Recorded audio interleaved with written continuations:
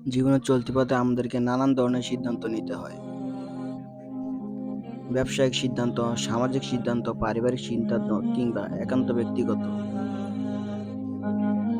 এই সিদ্ধান্তগুলো নেওয়ার সময় আমরা প্রাধান্য দিই আমাদের নিজস্ব চিন্তাভাবনা, আমাদের বুদ্ধি আর বিবেচনাবোধকে কাজে লাগিয়ে আমরা লেগে পড়ি যেকোনো কাজে।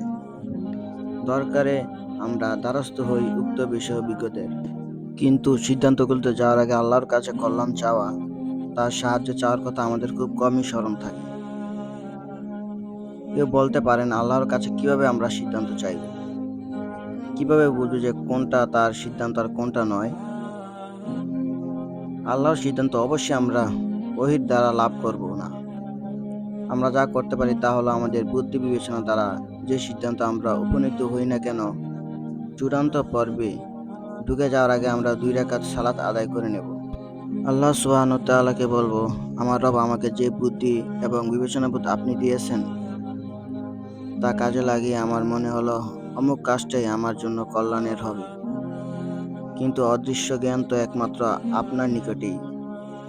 আপনিই জানেন এই কাজে আদৌ আমার জন্য কোনো কল্যাণ আছে কি নেই। আপনার কাছে আমার আকুল ফরিয়াদ, আমি যে সিদ্ধান্ত নিতে যাচ্ছি তাতে যদি কোনো অকল্যাণ থাকে তাহলে আপনি তা দূর করে দিন। যদি তা না হয় সেই কল্যাণ আমাকে গ্রাস করে আগে সেখান থেকে আমাকে আপনি নিরাপদে ফিরে আসার তৌফিক দিন। সিদ্ধান্ত সময় নেওয়ার আগে কিংবা নেওয়ার পর আমরা যদি ইস্তেখারা সালাত পড়ে আল্লাহর কাছে এভাবে চাইতে পারি, তাহলে আশা করা যায় আল্লাহ সুবহানাহু ওয়া তাআলা আমাদের সিদ্ধান্তগুলিকে কল্যাণ করে দেবেন। কোনো অকল্যাণ থাকলে তা দূর করে দেবেন, অথবা সেই অকল্যাণের দ্বারা আমাদের বড় কোনো ক্ষতি হয়ে যাওয়ার আগেই তিনি আমাদের তা থেকে বাঁচিয়ে নেবেন।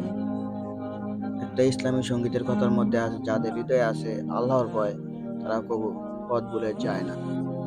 জীবনের চলতি পথে যে আল্লাহকে ভয় করে এবং সে সঙ্গী বানায় তার রবকে, সে কি পথ ভুল করতে পারে?